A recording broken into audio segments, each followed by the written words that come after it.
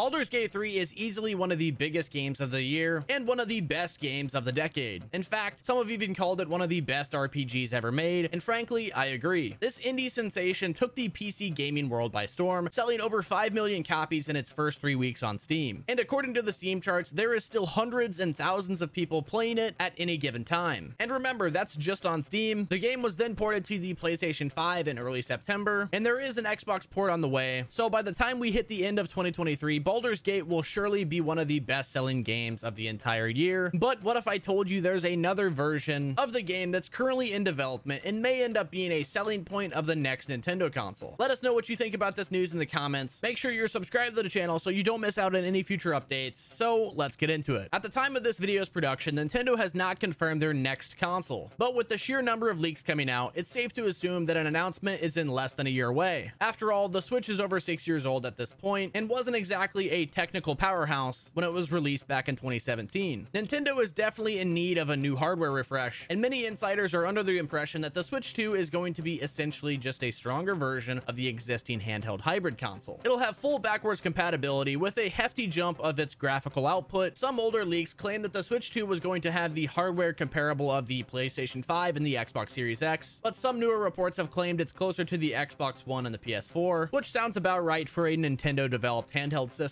Regardless, it's going to be a hefty step up from the mid 2010s, meaning it will be capable of running much more complex and demanding titles. All that being said, there is quite a bit of talk recently about the potential Switch 2 version of Baldur's Gate 3, and it all started when a certain name was discovered in the special thanks list of the PC and PS5 versions. And the list of thanked people is a Nintendo employee named Atsushi Izaka, which apologies if I completely butchered that, but they've been with the company for a very long time and are credited to franchises like Super Smash Bros. And Dragon Quest, and even served as a producer on Marvel Ultimate Alliance 3. And since Baldur's Gate 3 is a game that has absolutely nothing to do with Nintendo, it's raising a lot of questions about the title's future. Now, it is worth noting that literally anybody can be put in the game special thanks section, and it doesn't actually have to mean anything specific, but I really don't blame the internet for talking about this, because it very well could be an indication of some kind of a working relationship between Nintendo and the Baldur's Gate 3 developers. Or at the very least, there's some friendly knowledge between the two companies. Obviously, Baldur's Gate 3 would be a huge hit on the portable platform like the Switch, and if the Switch 2 is going to have a vastly improved hardware, it's not impossible for a game to get up and running on the Switch 2. Now, it's no secret that the PS5 and the Xbox Series versions of Baldur's Gate 3 have had some troubles, but that doesn't mean a Switch 2 version is impossible, especially if things like a split-screen co-op are cut and the graphics are downgraded a little bit, similar to how the AAA Switch ports end up being. And look, I'll just come out and say it, this is a lot to pull from a single name showing up in the special thanks of Baldur's Gate 3. But think about it, why would a long-time Nintendo employee be in the thanked in the credits of Baldur's Gate 3, an indie game with no connection to Nintendo, unless said Nintendo developer was helping the devs in some way? Now, that could be anything from consulting or simple words of encouragement during the long development process, but no matter how you look at it, this means someone relatively high up at Nintendo has a positive impact on the development of Baldur's Gate 3, and it was enough of an impact to get his or her name in the special thanks section, which definitely raises some questions about whether the game is coming to the Switch, especially after its insane sales numbers. Basically, Nintendo definitely wants Baldur's Gate 3 on the Switch, and so do the developers, because it's free money for both parties, and since there's already an apparent connection between the two companies, it seems all the more likely that this port will come to fruition once Nintendo steps up their hardware game. But what do you think about this? Do you think a Switch 2 port of Baldur's Gate 3 is in the pipeline, or do you think this is just a massive coincidence? Because ultimately, this could be explained by one of the Baldur's Gate 3 developers simply by being friends with this Nintendo employee. But then again, that simple friendship could lead to a port of Baldur's Gate 3 on the Switch 2, or maybe even the past generation console, the Nintendo Switch. But a port of Baldur's Gate 3 would definitely be a runaway success for both parties. I guess we'll just have to wait and see if it comes true. But let me know your thoughts in the comment section below. Don't forget to subscribe to the channel with all your notifications turned on so you don't miss any future gaming updates. This has been Zach. I hope you guys enjoyed.